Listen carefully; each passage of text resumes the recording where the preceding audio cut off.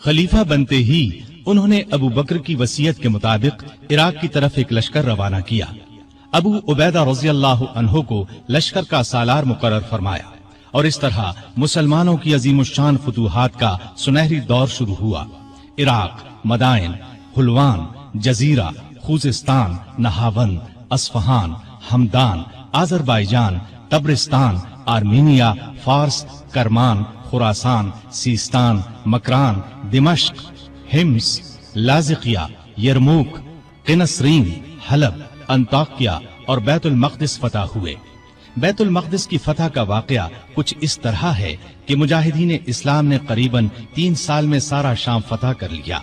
अब फलस्तीन के सिर्फ 2 बड़े शहर रह गए थे, बैतुल मक़दिस जिसे यरूशलेम भी कहा जाता है और कैसारिया। उस जमाने में फलस्तीन शाम ही का हिस्सा था।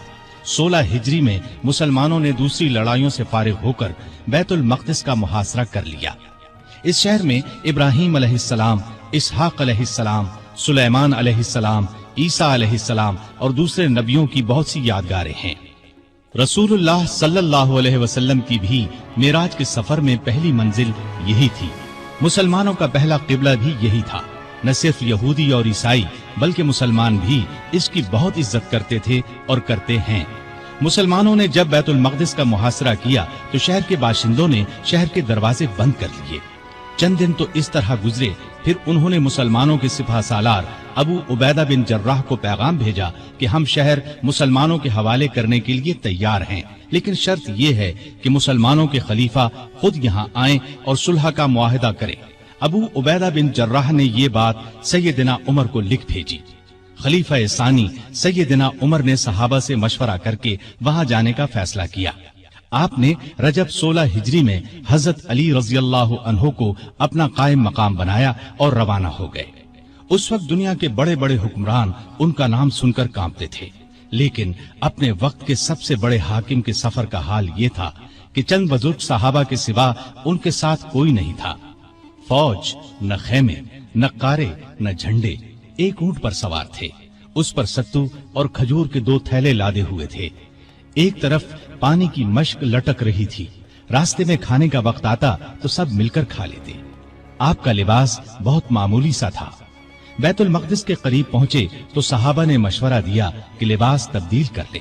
कीमती पोशाक पेश की, लेकिन आपने वो लिबास पहनने से इनकार कर दिया और फरमाया, अल्लाह ने हमें जो इज्जत दी है वो इस्लाम की वजह से है और हमारे लिए यही काफी है। गरज इसी हालत में शहर में दाखिल हुए। ईसाइयों ने शहर आपके हवाले कर दिया। मुसलमानों ने वहां एक मस्जिद बनाई, उसका नाम मस्जिद उमर रखा। ये आज भी मौजूद है और अब तक मस्जिद उमर कहलाती है। 14 हिजरी में मुसलमानों ने हिम्स को फतह कर लिया था। 17 हिजरी को रोम के बादशाह हिरक्ल ने हिम्स मुसलमानों से छीनने के लिए समुंदर के रास्ते फौज भेजी। इस फौज ने हिम्स का मुहासरा कर लिया। जजीरे के लोगों ने भी हिरक्ल को ऐसा करने पर उकसाया था। चुनाचे जजीरे से भी 30,000 फौज आकर हिरक्ल की फौज से मिल गई। सैयदना अबू उबैदा बिन जर्राह रज़ी अल्लाहु अन्हु ने इन हालात की इत्तिला सैयदना उमर फारूक को भेजी तो उन्होंने उनकी मदद के लिए मजीद फौज रवाना की।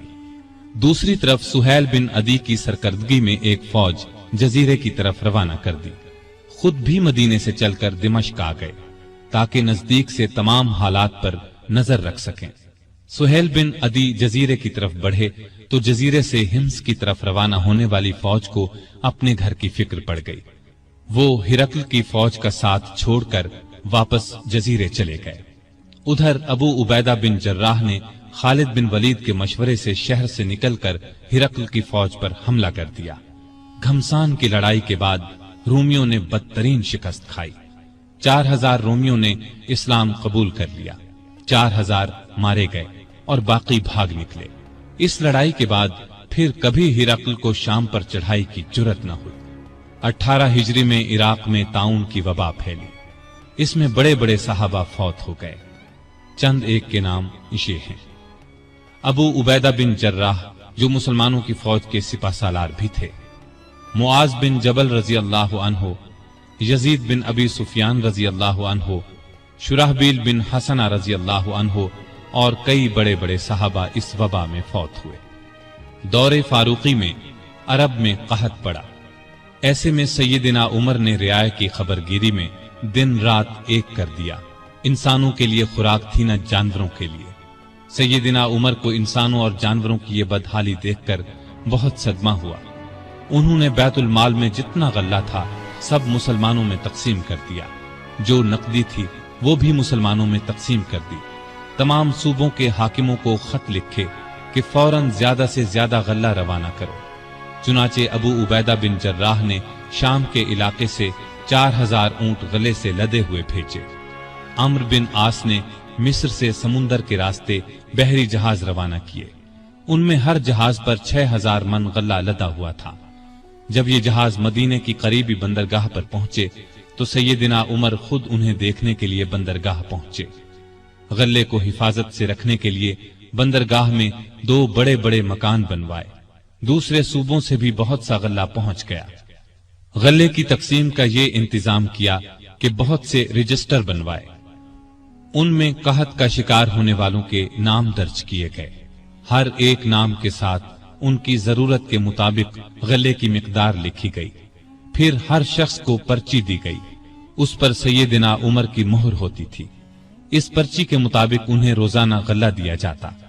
اس کے علاوہ سیدنا عمر ہر روز 20 اونٹ اپنے سامنے ذبح کرواتے اور ان کا گوشت پکوا کر لوگوں کو کھانا کھلاتے۔ اس طرح ہزاروں آدمی روزانہ سیدنا عمر رضی اللہ عنہ کے دسترخوان پر کھانا کھاتے۔ غلے کے علاوہ لوگوں میں کپڑے اور کھجوریں بھی تقسیم کی جاتی، اور خود اپنا یہ حال تھا کہ اس زمانے میں گوشت، دودھ اور گھی کھانا بالکل چھوڑ دیا تھا۔ اکثر بھوکے رہتے یا عام لوگوں کے ساتھ خود بھی کھاتے۔ اس طرح اس کا اثر آپ کے جسم پر پڑا۔ لوگ انہیں دیکھتے اور کہتے، اگر قحط دور نہ ہوا تو رعایا کا غم انہیں مار ڈالے گا۔ ایک دن ایک شخص سے پانی مانگا، اس کے پاس شہد تھا، اس نے وہی پیش کر دیا۔ آپ نے شہد پینے سے انکار کر دیا اور فرمایا، قیامت کے دن اگر مجھ سے پوچھا گیا کہ لوگ روٹی کو ترس رہے تھے اور تو شہد کھاتا تھا تو میں کیا جواب دوں گا؟ ایسا بھی ہوا کہ گھی کا برتن اور آٹے کی بوری اٹھواتے اور جہاں کہیں بھوکوں کا مجمع نظر آتا اپنے خادم کی مدد سے کھانا تیار کرواتے اور انہیں کھلاتے۔ دیہاتوں میں جاتے، وہاں اونٹ ذبح کرتے، گوشت، آٹا اور کپڑے لوگوں میں تقسیم کرتے۔ قحط کے دنوں میں سخت بے چین رہتے اور دعا کرتے تھے، اے اللہ، میرے عملوں کی وجہ سے محمد صلی اللہ علیہ وسلم کی امت کو تباہ نہ کر۔ لوگوں کا خیال اس قدر تھا کہ فرمایا کرتے تھے، اگر دریائے فرات کے کنارے ایک کتا بھی بھوکا مر گیا تو اللہ کے سامنے مجھے اس کا جواب دینا ہوگا۔ وہ خود اور لوگ رو رو کر بارش کی دعائیں کرتے تھے۔ آخر ایک دن نبی صلی اللہ علیہ وسلم کے چچا عباس رضی اللہ عنہ اور دوسرے مسلمانوں کو لے کر نکلے اور نہایت عاجزی سے ان الفاظ میں دعا کی، اے اللہ، پہلے تو ہم اپنے نبی صلی اللہ علیہ وسلم کے وسیلے یعنی نبی کی دعا کے وسیلے سے تجھ سے دعا کیا کرتے تھے، اب ہم تجھ سے اپنے نبی کے چچا کے وسیلے یعنی چچا کی دعا کے وسیلے سے دعا کرتے ہیں کہ ہم پر بارش نازل فرما۔ ابھی یہ دعا ہو رہی تھی کہ آسمان پر بادل چھا گئے اور ایسی موسلا دھار بارش ہوئی کہ ہر طرف پانی ہی پانی نظر آنے لگا۔ اس بارش نے خشک کھیتوں میں جان ڈال دی اور قحط دور ہو گیا۔ بیت المقدس کی فتح کے بعد شام میں قیصاریہ کا شہر باقی رہ گیا تھا، اس پر ابھی تک رومیوں کا قبضہ تھا۔ بحیرہ روم کے ساحل پر ایک بہت بڑا شہر تھا۔ یہ مہم امیر معاویہ کے سپرد کی گئی۔ انہوں نے شہر کو فتح کیا۔ 80,000 رومیوں میں سے بہت کم زندہ بچے۔ اب پورے شام پر اسلام کا جھنڈا لہرانے لگا۔ اس زمانے میں مصر کا ملک بھی رومی حکومت کے ماتحت تھا۔ 18 ہجری میں حضرت عمر نے حضرت عمرو بن عاص رضی اللہ عنہ کو 4000 کا لشکر دے کر مصر روانہ کیا۔ مصر کا حاکم مقوقس تھا، اس نے بے تحاشا فوج جمع کر لی۔ قلعہ بھی حد درجے محفوظ تھا۔ ان حالات کی خبر عمرو بن عاص نے سیدنا عمر کو دی تو انہوں نے 10,000 فوج اور بھیجی اور ان کے ساتھ بزرگ صحابی زبیر بن عوام کو سالار مقرر کیا۔ ان کے ہاتھ پر قلعہ فتح ہوا۔ اس کے بعد اسکندریہ کی باری آئی۔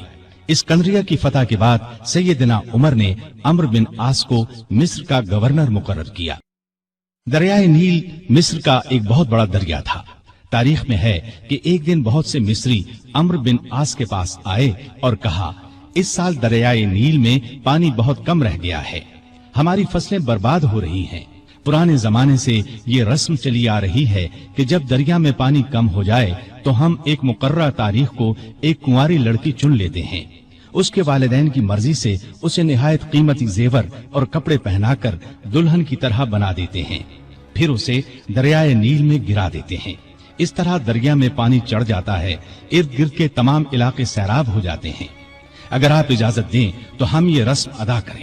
عمرو بن عاص نے کہا، یہ تو بڑی ظالمانہ رسم ہے۔ جواب میں انہوں نے کہا، اگر آپ نے ہمیں یہ رسم ادا کرنے کی اجازت نہ دی تو ملک میں قحط پڑ جائے گا، ہم تباہ ہو جائیں گے۔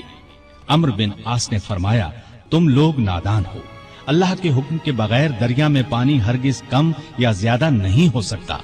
اسلام ایسی فضول رسموں کو مٹانے کے لیے آیا ہے۔ میں تمہیں ایک بے گناہ لڑکی پر ظلم کرنے کی اجازت نہیں دوں گا۔ مصری مایوس ہو کر لوٹ گئے۔ اتفاق سے دریا میں پانی کم ہو گیا، لوگ قحط کے ڈر سے وطن چھوڑنے کی تیاری کرنے لگے۔ سیدنا عمرو بن عاص نے یہ سارا قصہ سیدنا عمر کو لکھ بھیجا۔ انہوں نے جواب میں لکھا، الحمدللہ، آپ نے مصریوں کو بالکل ٹھیک جواب دیا۔ اسلام واقعی ایسی فضول رسموں کو مٹانے کے لیے آیا ہے۔ میں ایک خط بھیج رہا ہوں، اس کو دریائے نیل میں ڈال دینا۔ عمرو بن عاص نے خط کو دریا میں ڈالنے سے پہلے اس کی عبارت پڑھی۔ اس کے الفاظ یہ تھے، اے نیل، اگر تو اپنے اختیار سے بہہ رہا ہے تو مت بہہ، اور اگر تو اللہ تعالیٰ کے حکم سے بہہ رہا ہے تو میں اللہ تعالیٰ کے حضور دعا کرتا ہوں کہ وہ تجھے پہلے کی طرح زیادہ پانی کے ساتھ جاری کر دے۔ یہ رقعہ دریا میں ڈال دیا گیا۔ دوسرے دن جب مصر کے لوگ سو کر اٹھے تو انہوں نے اللہ کی قدرت کا عجیب نظارہ دیکھا۔ دریا کا پانی کئی گز اوپر چڑھ گیا تھا، کناروں سے نکل کر ارد گرد کے علاقوں کو سیراب کر رہا تھا۔ اتنا زیادہ پانی اس میں کبھی نظر نہیں آیا تھا۔ یہ نظارہ دیکھ کر ہزارہا مصری مسلمان ہو گئے اور وہ ظالمانہ رسم ہمیشہ کے لیے ختم ہو گئی۔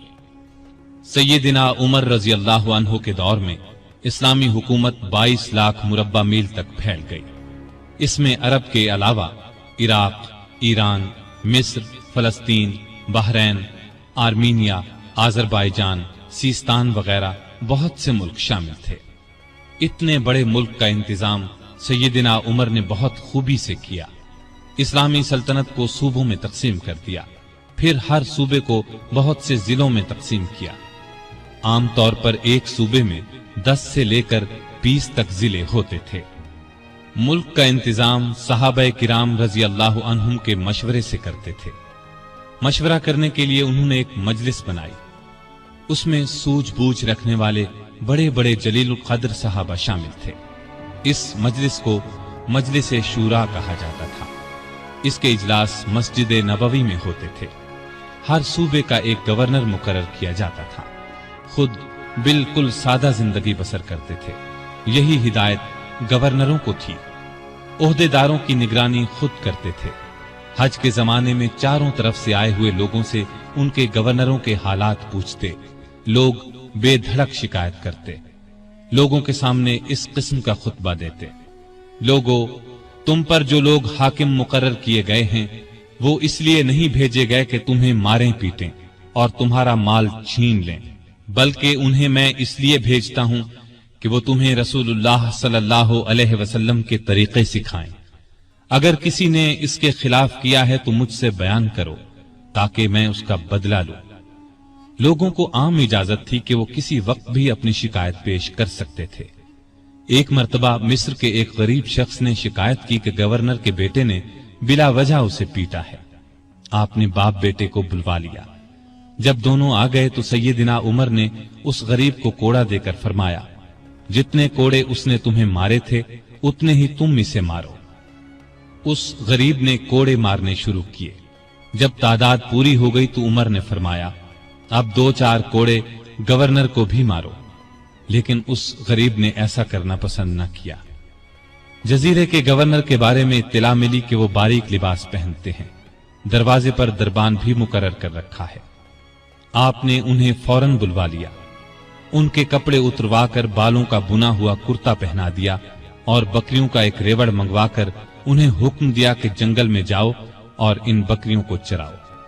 گورنر کا نام ایاز بن غنم تھا، وہ رسول اللہ صلی اللہ علیہ وسلم کے صحابی تھے، ایک صوبے کے گورنر تھے، اس لیے جب انہوں نے کہا کہ وہ آئندہ ایسا لباس نہیں پہنیں گے تو عمر نے انہیں معاف کر دیا اور عہدے پر واپس بھیج دیا۔ ایاز بن غنم جب تک زندہ رہے موٹا لباس پہنتے رہے، پھر انہوں نے کبھی باریک لباس پہنا نہ دروازے پر دربان رکھا۔ خالد بن ولید رضی اللہ عنہ اسلام کے بہت بڑے جرنیل تھے، انہوں نے 20 لڑائیاں لڑی، بڑی بڑی حکومتوں کے لشکر ان کے مقابلے میں نہ ٹھہر سکے۔ سیدنا عمر کے زمانے میں جب خالد بن ولید فتوحات پر فتوحات حاصل کر رہے تھے تو عین اس حالت میں عمر نے انہیں سپہ سالاری سے معزول کر دیا۔ جب لوگوں نے وجہ پوچھی تو انہوں نے فرمایا، مسلمان یہ خیال کرنے لگے تھے کہ یہ فتوحات خالد بن ولید کی وجہ سے ہو رہی ہیں، جبکہ فتوحات ہمیں اللہ تعالی کی مہربانی سے ہو رہی ہیں۔ آپ کے زمانے میں چونکہ اسلامی حکومت بہت پھیل گئی تھی، لگاتار فتوحات کی وجہ سے مال غنیمت بھی بہت زیادہ آنے لگا تھا، اس لیے آپ نے 15 ہجری میں بیت المال قائم کر دیا۔ اس میں زکوٰۃ، خراج، جزیہ، مال غنیمت وغیرہ جمع ہوتا تھا اور مسلمانوں میں تقسیم کیا جاتا تھا۔ یتیموں، غریبوں اور بیواؤں کو اس میں سے وظیفے دیے جاتے تھے، ضرورت مندوں کو قرض بھی دیا جاتا تھا، جنگی ضروریات پر بھی خرچ کیا جاتا تھا۔ آمدنی اور خرچ کے معاملے میں حد درجہ احتیاط کرتے تھے۔ سیدنا عثمان نے ایک دن انہیں چلچلاتی دھوپ میں بھاگتے دیکھا، پوچھنے پر انہوں نے بتایا کہ بیت المال کا ایک اونٹ گم ہو گیا ہے، اس کو تلاش کر رہا ہوں۔ بحرین سے ایک مرتبہ مشک آیا، یہ انتہائی قیمتی خوشبو تھی، اس کو مسلمانوں میں تقسیم کرنے کے لیے آدمی کی تلاش ہوئی جو یہ کام اچھی طرح کر سکے۔ سیدنا عمر کی زوجہ محترمہ عاتقہ نے کہا کہ یہ کام میں کر سکتی ہوں۔ سیدنا عمر نے فرمایا، نہیں، میں تمہیں اس کی اجازت نہیں دے سکتا، اس لیے کہ تمہاری انگلیوں پر جو مشک لگ جائے گا وہ تم اپنے کپڑوں پر لگا لو گی، اس طرح عام مسلمانوں سے زیادہ تمہارے حصے میں آئے گا۔ ایک مرتبہ بیمار ہو گئے، لوگوں نے علاج کے طور پر شہد تجویز کیا۔ بیت المال میں شہد موجود تھا لیکن آپ نے لینا گوارا نہ کیا۔ آخر لوگوں کو جمع کیا گیا، جب سب نے اجازت دے دی تب شہد لیا۔ آپ نے عدل و انصاف کا بہترین نمونہ دنیا کو دکھایا، اللہ سے ڈرنے والے قاضی مقرر کیے، ان کی تنخواہیں مقرر کی، انہیں حکم دیا کہ تمام فیصلے قرآن اور حدیث کے مطابق کیے جائیں۔ قرآن اور حدیث میں حکم نہ ملے تو جس رائے پر عالموں کا اتفاق ہو اس کے مطابق فیصلہ دیا جائے۔ انہوں نے کوفہ میں شریح کو قاضی مقرر کیا، ان کے فیصلے بہت مشہور ہوئے۔ امیر المومنین کے خلاف بھی فیصلے دے دیتے تھے۔ سیدنا علی نے بھی انہیں اپنے دور میں قاضی کے عہدے پر قائم رکھا۔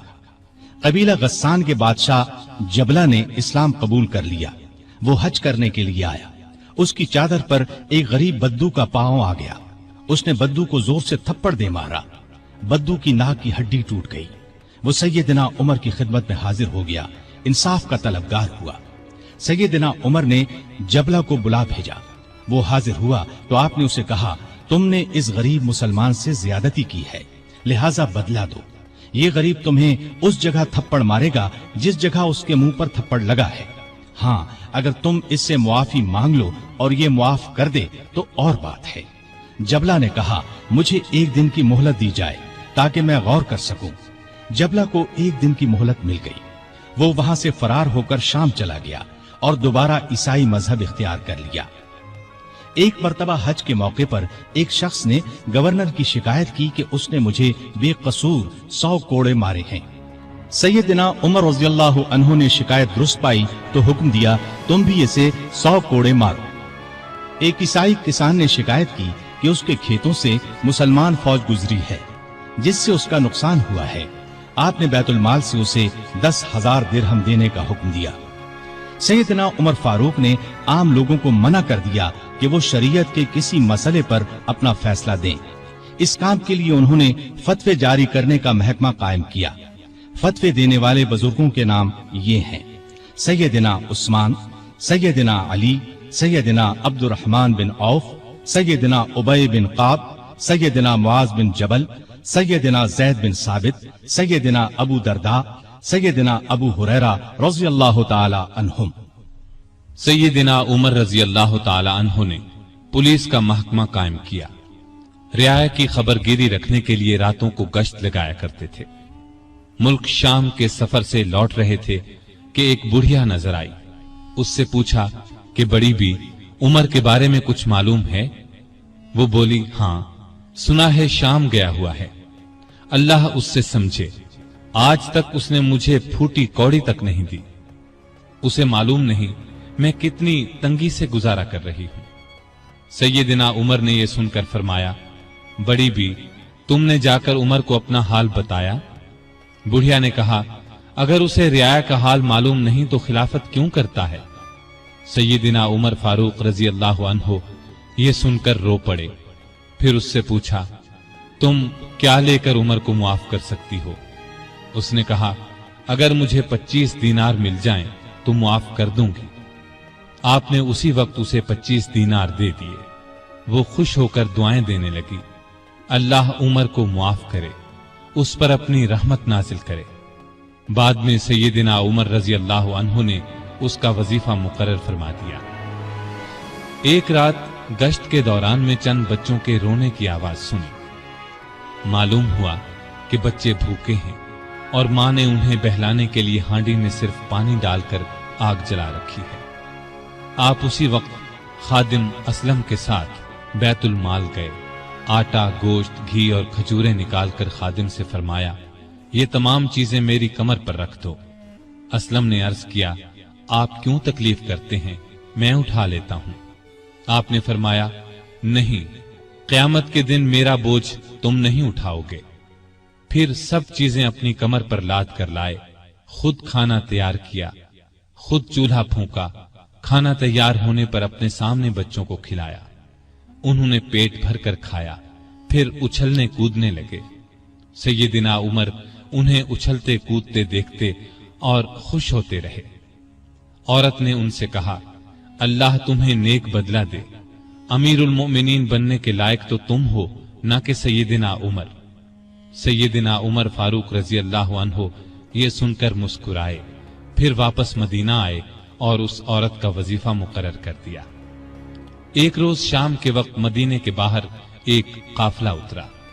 सैयदना उमर ने अब्दुर्रहमान बिन औफ रज़ियल्लाहु अन्हु को साथ लिया और रात भर काफिले का पहरा देते रहे। एक काफिले में एक नन्हे बच्चे को रोते देखा तो उसकी मां पर नाराज हुए कि बच्चे को दूध क्यों नहीं पिलाती। वो आपको पहचानती नहीं थी।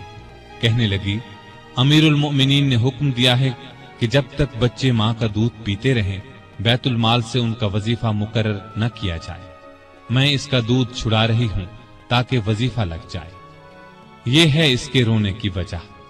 सैयदना उमर ये सुनकर रोए, फिर ऐलान कर दिया कि जिस दिन कोई बच्चा पैदा होगा उसका वजीफा उसी दिन से मुकर्रर हो जाएगा।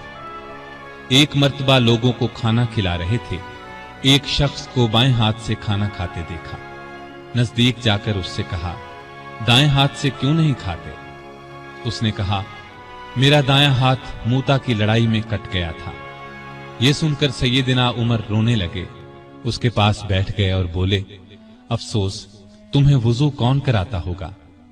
फिर उसकी खिदमत के लिए एक खादिम दिया और जरूरत की चीजें उसके घर भिजवाईं। एक रात गश्त के दौरान में एक औरत की आवाज सुनी। वो अपनी बच्ची से कह रही थी, दूध में पानी मिला दे। बेटी ने यह सुनकर कहा, मां, अमीरुल मोमिनीन का हुक्म है कोई दूध में पानी न मिलाए। मां ने यह सुनकर कहा, बातें ना बना, पानी मिला। अमीरुल मोमिनीन कौन सा देख रहे हैं? लड़की ने कहा, अमीरुल मोमिनीन तो नहीं देख रहे, मगर अल्लाह तो देख रहा है। सैयदना उमर ने मां बेटी की यह गुफ्तगू सुनी तो अपने खादिम से कहा, इस घर को अच्छी तरह पहचान लो। दूसरे दिन उनके बारे में पता करवाया। उन्हें लड़की की ईमानदारी इस कदर पसंद आई कि अपने बेटे आसिम के लिए रिश्ता मांग लिया। इस तरह ये शादी हुई। बनु उमैया के उमर बिन अब्दुल अजीज रहमतुल्लाह अलैह इसी खातून के नवासे थे। उन्हें अदल इंसाफ, सादगी, परहेजगारी की वजह से दूसरा उमर कहा जाता है। उनका दौर बेहतरीन दौर हुआ। मदीने की एक बेसहारा अंधी औरत के घर की सफाई अमीरुल मोमिनीन खुद किया करते थे। रसूलुल्लाह सल्लल्लाहु अलैहि वसल्लम के एक सहाबी सईद बिन यरबूक की आखिरी उम्र में बीनाई जाती रही। उनके लिए एक खादिम मुकर्रर किया जो उन्हें मस्जिद तक लाता था। रास्ता चलते एक औरत ने सैयदना उमर फारूक को रोक लिया और कहा, मैं रसूलुल्लाह सल्लल्लाहु अलैहि वसल्लम के सहाबी खुफाफ बिन ईमा की बेटी हूँ। शौहर फौत हो गया है, छोटे छोटे बच्चे हैं, कोई जमीन भी नहीं है। बच्चों को घर में छोड़कर मेहनत मजदूरी भी नहीं कर सकती कि बच्चों को कोई नुकसान न पहुंच जाए। हजरत उमर ने उसकी पूरी बात तवज्जो से सुनी और फरमाया, तुम थोड़ी देर यहीं ठहरो। ये कहकर घर गए। वापस लौटे, एक मोटे ताजे ऊंट पर बहुत सा सामान लदा हुआ साथ लाए। उस पर कपड़े और नकद रकम भी थी। उस औरत से फरमाया, ये ऊंट ले जाओ, जब खत्म हो जाए तो बता देना। जिहाद पर जाने वाले मुसलमानों के घर वालों का बहुत ख्याल रखते थे। उनके घरों में जाकर उनकी औरतों से कहते, तुम्हें बाजार से कुछ मंगवाना हो तो मैं ला देता हूँ। बेवा औरतों का पानी भर देते। मुजाहिदीन के खत आते तो ये खत खुद उनके घरों में पहुंचाते। उनसे जवाब लेकर मुजाहिदीन को भिजवाते। बैतुल माल से हाजतमंदों को देते। रास्तों में चौकियां बनवाई ताकि रास्ते महफूज हो जाएं। शहरों में मेहमान खाने बनवाए। मुल्क में जगह जगह नहरें खुदवाई जिनसे आपाशी आसान हो गई। सड़कें और पुल बनवाए। नए शहर बसाए। करीबन 4000 मस्जिदें तामीर करवाई। हरम काबा को वसी करवाया। मस्जिद नबवी को वसी करवाया। मर्दम शुमारी का निजाम राइज किया। सिक्का जारी किया। सने हिजरी कायम किया। जंगों का सिलसिला बढ़ा तो फौजी निजाम कायम किया। फौजियों की तनख्वाहें मुकर्रर की। मुजाहिदीन के बीवी बच्चों और गुलामों के लिए वजीफे मुकर्रर किए। फौज को 2 हिस्सों में तकसीम किया। एक बाकायदा फौज जो हमेशा महाजों पर रहती थी। दूसरी रजाकार फौज। ये लोग उमूमन घरों में रहते थे। जरूरत पड़ने पर उन्हें महाज पर भेजा जाता। उनकी तनख्वाहें बाकायदा फौज से कम थी। मुल्क में जगह जगह फौजी छावनियां कायम की। छावनियों के साथ अस्तबल तामीर करवाए। उनमें 4-4 हजार घोड़े तैयार रहते थे। ऊंट भी मौजूद रहते। फौज के साथ खजांची, तबीब, जर्राह, गनीमत के माल का हिसाब रखने वाले, दूसरी जुबानें जानने वाले और दुश्मन की जासूसी करने वाले भी रहते थे। फौज की तालीम का भी इंतजाम किया। फौज को ये हिदायत थी कि दुश्मन से जो अहद करो उसको पूरा करो। बच्चों, औरतों, बूढ़ों और राहिबों को कत्ल न करो। माले गनीमत में खियानत न करो। आबादियों को वीरान न करो। फलदार दरख्तों को न काटो। जो लोग जंग में कैदी बना लिए जाएं, उन्हें उनके करीबी रिश्तेदारों से जुदा न करो। लड़ाई में मारे जाने वालों के हाथ पांव, नाक, कान न काटो। कुरान और हदीस की तालीम आम कर दी। सैयदना उमर खुद बहुत बड़े फकीह थे। उन्होंने तमाम इलाकों में फकीह मुकर्रर किए। लोग उनसे दीनी मसाइल पूछते थे। उनके जमाने में इस्लाम की बहुत इशाअत हुई। गैर मुस्लिमों से अच्छे सलूक की वजह से भी इस्लाम बहुत तेजी से फैला। इंसाफ का दामन किसी कीमत पर नहीं छोड़ते थे। शाम में मुसलमानों को मस्जिद बनाने के लिए एक जमीन की जरूरत पेश आई। जमीन एक यहूदी की थी। मुसलमानों ने जमीन उससे खरीदना चाही, लेकिन यहूदी ने इनकार कर दिया। मुसलमानों ने जबरदस्ती जमीन पर कब्जा करके मस्जिद बना ली। यहूदी ने सैयदना उमर से शिकायत की। सैयदना उमर फारूक ने हुक्म दिया कि मस्जिद नाजायज तरीके से बनाई गई है। इस्लाम इसकी इजाजत नहीं देता। मस्जिद को गिराकर जमीन यहूदी को दे दी जाए। चुनाचे जमीन यहूदी को वापस दे दी गई। उसने उस जगह अपना मकान बना लिया। सैयदना उमर फारूक रज़ियल्लाहु अन्हु दुआ किया करते थे कि ए अल्लाह, मुझे अपनी राह में शहादत नसीब फरमा। मुझे अपने रसूल के शहर में मौत दे। खिलाफत की 11वें साल अल्लाह ताला ने उनकी ये दोनों दुआएं पूरी कर दी। जिलहज 23 हिजरी में हज के लिए मक्का गए। आप जब हजर अस्वद को बोसा देते तो कहते थे, ऐ हजर अस्वद, मैं जानता हूं कि तू एक पत्थर है, तू न नफा दे सकता है और न नुकसान। अगर मैंने रसूलुल्लाह सल्लल्लाहु अलैहि वसल्लम को तेरा बोसा लेते हुए न देखा होता तो मैं तेरा बोसा न लेता। ये सैयदना उमर की तौहीद का कमाल नमूना है। हज से फारिग होकर उस महीने की आखिरी तारीखों में वापस लौटे। जुमे के दिन मस्जिद में खुतबा दिया जो बहुत तवील था। इसमें लोगों को बहुत नसीहतें की। इस खुतबे में आपने एक ख्वाब का जिक्र किया और फरमाया, मैं समझता हूं मेरी मौत का वक्त आ पहुंचा है। इसके साथ ही खिलाफत के बारे में कुछ ऐसी बातें बयान की जिनसे मालूम होता था कि आइंदा होने वाले खलीफा के बारे में परेशान हैं। मदीने में मुगीरा बिन शोबा का एक गुलाम था। ये ईरानी था, अच्छा कारीगर था। उसका नाम अबू लुअलो फैरोज था। एक दिन सैयदना उमर से शिकायत की कि मैं दिन भर काम करके जो कुछ कमाता हूं, मेरा आका उसमें से बहुत ज्यादा रकम ले लेता है, इसमें कमी करा दें। सैयदना उमर ने पूछा, तुम कौन सा काम जानते हो? उसने कहा, मैं लुहार भी हूं, बढ़ई भी हूं और बेल बूटे भी बनाना जानता हूं। सैयदना उमर ने दरियाफ्त किया, तुम्हारा आका तुमसे रोजाना कितनी रकम लेता है? उसने कहा, 2 दिरहम रोजाना। इस पर सैयदना उमर ने फरमाया, तुम जो काम जानते हो उसके मुकाबले में तो ये रकम ज्यादा मालूम नहीं होती। इस पर अबू लुअलो नाराज होकर चला गया। अगले दिन अबू लुअलो फज्र की नमाज से पहले मस्जिद में छुप कर बैठ गया। सैयदना उमर लोगों को नमाज पढ़ाने लगे तो उसने कोने से निकलकर 2 धारी खंजर से अमीरुल मोमिनीन पर 6 वार किए और फिर सफों में खड़े मुसलमानों को जख्मी करता बाहर भागा, लेकिन मुसलमानों ने पकड़ लिया। इस पर उसने वही खंजर अपने पेट में झोंक लिया और मर गया। उधर अमीरुल मोमिनीन शदीद जख्मी हो गए।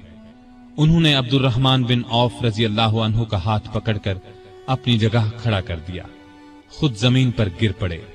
लोगों ने नमाज से फारिग होकर देखा, जिन मुसलमानों को अबू लुअलो ने जख्मी किया था उनमें से 7 दम तोड़ चुके थे, बाकी बहुत ज्यादा जख्मी नहीं हुए थे। अलबत्ता सैयदना उमर की हालत नाजुक थी। ऐसे में उन्होंने अब्दुल्लाह बिन अब्बास से पूछा, मुझे किसने मारा है? उन्होंने बताया, मुगीरा बिन शोबा के गुलाम अबू लुअलो ने।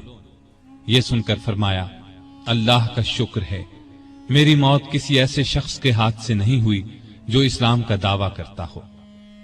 लोग उन्हें उठाकर घर लाए, दूध पिलाया गया तो वो जख्मों के रास्ते बाहर आ गया। अब सबको यकीन हो गया कि अमीरुल मोमिनीन का आखिरी वक्त आ पहुंचा है। लोग गम से निढाल हो गए, उनसे मिलने के लिए आने लगे। एक नौजवान ऐसे में मिलने आया। उसने कहा, ए अमीरुल मोमिनीन, आप अल्लाह की बिशारत से खुश हो जाएं। आप उन असहाब में से हैं जो बहुत पहले इस्लाम लाए और रसूलुल्लाह के साथी बने। खलीफा बनाए गए तो आपने इंसाफ से काम लिया, फिर आखिर आपको शहादत नसीब हो गई। ये सुनकर सैयदना उमर ने फरमाया, ए भतीजे, अल्लाह करे ये चीजें मेरे गुनाहों के बराबर बराबर ही हो जाएं, मुझे कोई अजाब हो न सवाब। मतलब उनके कहने का ये था कि बस अजाब से बच जाऊं। वो नौजवान वापस जाने लगा तो सैयदना उमर फारूक रजी अल्लाह अन्हु की नजर उसकी चादर पर पड़ी जो जमीन को छू रही थी। इस नाजुक हालत में भी उन्हें शरीयत का इस कदर पास था कि फरमाया, इस नौजवान को वापस बुलाओ। उसे वापस उनके सामने लाया गया तो फरमाया, ए भतीजे, अपना तहबंद ऊंचा बांधो, इससे कपड़ा भी साफ रहेगा और तुम्हारे रब के नजदीक ये परहेजगारी की बात भी है। सैयदना इब्ने अब्बास रज़ी अल्लाह अन्हु ने उनका मर्तबा और नेकियां बयान की तो फरमाया, अल्लाह की कसम, अगर मेरे पास दुनिया भर का सोना होता तो इससे पहले कि मैं अल्लाह के अजाब को देखूं, मैं उसे अल्लाह की राह में दे देता, यानी अजाब के खौफ से सारा सोना खैरात कर देता। उसके बाद अपने बेटे अब्दुल्लाह को बुलाया, उनसे पूछा कि मुझ पर कितना कर्ज है। उन्होंने हिसाब लगाकर बताया, 86,000 दिरहम। इस पर उन्हें कुछ हिदायत दी। आखिर में फरमाया, इस कर्ज को मेरी तरफ से अदा कर देना। इसके बाद फरमाया, उम्मुल मोमिनीन आयशा सिद्दीका रजी अल्लाह ताला अन्हा के पास जाओ और कहो, उमर बिन खत्ताब आपको सलाम कहता है और अपने दो साथियों यानी नबी करीम सल्लल्लाहु अलैहि वसल्लम और अबू बकर के साथ दफन होने की इजाजत चाहता है। अब्दुल्ला बिन उमर आयशा सिद्दीका की खिदमत में हाजिर हुए। वो उस वक्त सैयदना उमर के सदमे में रो रही थी।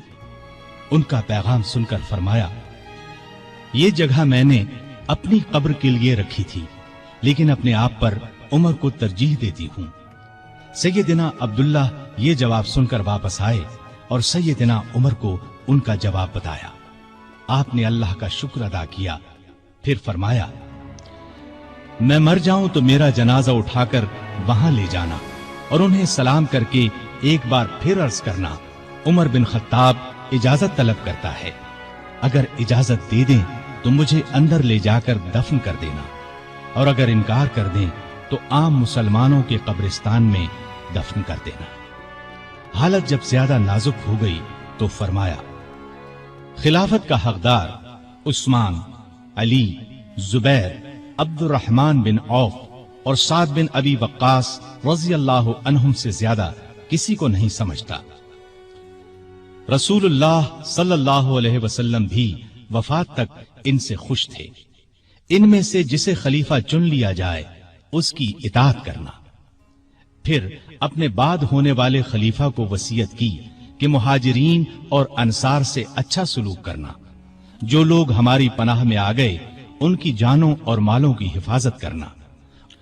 उनसे किए हुए हर आहद को पूरा करना। आप 27 जिलहज 23 हिजरी को जख्मी हुए। 3 दिन बाद यकम मुहर्रम 24 हिजरी को वफात पाई और शहादत के दर्जे पर फायज हुए। उस वक्त उम्र 63 साल थी। जनाजा चारपाई पर रखा गया तो चारों तरफ लोग जमा हो गए। सैयदना अली रज़ी अल्लाहु अन्हु आए तो फरमाया, अल्लाह आप पर रहम फरमाए। आपने कोई ऐसा शख्स नहीं छोड़ा कि अल्लाह के सामने जाने के लिए मुझे उसके अमल आपके अमल से ज्यादा पसंद हो। अल्लाह की कसम, मुझे उम्मीद थी कि अल्लाह आपको आपके दोनों साथियों के साथ रखेगा, इसलिए कि मैं अक्सर रसूलुल्लाह सल्लल्लाहु अलैहि वसल्लम को इस तरह फरमाते हुए सुना करता था, मैं गया और अबू बकर उमर गए, मैं दाखिल हुआ और अबू बकर उमर दाखिल हुए, मैं निकला और अबू बकर उमर निकले। जनाजा हजरत सुहैब रज़ी अल्लाहु अन्हु ने पढ़ाया।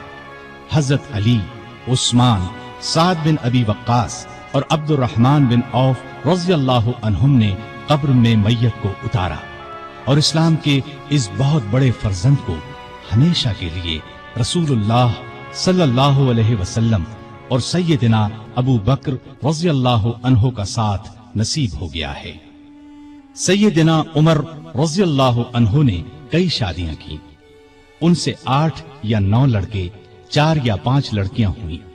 मशहूर बीवियों के नाम ये हैं: ज़ैनब बिन्ते मज़ऊन रज़ी अल्लाहु अन्हा, आतिका बिन्ते ज़ैद रज़ी अल्लाहु अन्हा, उम्मे हकीम बिन्ते हारिस रज़ी अल्लाहु अन्हा, उम्मे कुलसूम बिन्ते अली रज़ी अल्लाहु अन्हा। औलाद में से हफ्सा, अब्दुल्ला, उबैदुल्ला और आसिम रज़ी अल्लाहु अन्हुम बहुत मशहूर हैं। हफ्सा रज़ी अल्लाहु अन्हा को रसूलुल्लाह सल्लल्लाहु अलैहि वसल्लम की पाक बीवियों में शामिल होने का शरफ हासिल है। वो उम्मुल मोमिनीन कहलाई। आप में अल्लाह का खौफ इंतहा को पहुंचा हुआ था। इबादत का शौक भी बेहद था। रातों को जागकर नफल पढ़ा करते थे। कुरान करीम की जिन आयात में क़यामत का जिक्र है उनको पढ़ते वक्त बहुत रोते। तरावीह की नमाज को उन्होंने बाजमात कराया। उनके दौर से आज तक तरावीह बाजमात अदा की जाती है। आप में बुर्दबारी हद दर्जे की थी। दूसरों की नुक्ताचीनी को सब्र और हौसले से बर्दाश्त करते थे। आपने एक वक्त में कभी दस्तरखान पर 2 सालन जमा न किए। रसूलुल्लाह सल्लल्लाहु अलैहि वसल्लम और अबू बकर रज़ी अल्लाहु अन्हु का भी यही मामूल था। نبی کریم صلی اللہ علیہ وسلم سے آپ کو انتہا درجے کی محبت تھی۔ آپ صلی اللہ علیہ وسلم پر اپنی جان قربان کرنے کے لیے ہر دم تیار رہتے تھے۔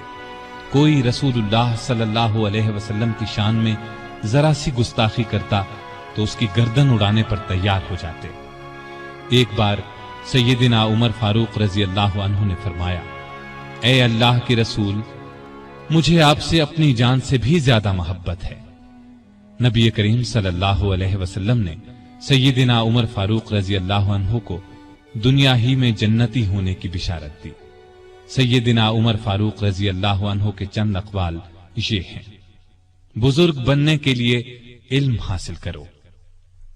جو آدمی خود کو عالم کہے وہ جاہل ہے، جو خود کو جنتی کہے وہ جہنمی ہے۔ جس سے تمہیں نفرت ہے اس سے ڈرتے رہو۔ بڑھاپے سے پہلے جوانی اور موت سے پہلے بڑھاپے کو غنیمت جانو۔ سب سے بری آوازیں دو ہیں، نوحہ اور راگ یعنی گانا۔ کم بولنا دانائی، کم کھانا صحت، کم سونا عبادت، اور عام لوگوں سے کم ملنا عافیت ہے۔ توبہ کی تکلیف سے گناہ کا چھوڑنا آسان ہے۔ برا چاہنے والوں کی دوستی سے پرہیز کرنا ضروری ہے۔ جو عیب سے واقف کرے وہ دوست ہے، اور جو اس پر تعریف کرے وہ ایسا ہے جیسے دوسرے کو ذبح کر دیا جائے۔ سلامتی گمنامی میں ہے۔ اللہ تعالی سیدنا عمر فاروق رضی اللہ عنہ پر رحمت فرمائے، آمین۔ ارے فرینڈز، 1 منٹ، آپ ایسے ہی جا رہے ہیں؟ اتنی محنت سے ویڈیو بنائی ہے، ایک لائک تو بنتا ہے نا؟ اور دوسرا یہ کہ آپ ہمیں اتنی بڑی دنیا میں دوبارہ کیسے ڈھونڈیں گے؟ تو اس کا حل یہ ہے کہ آپ ہمارے چینل کو سبسکرائب کر لیجئے۔ It's caught in the crossfire.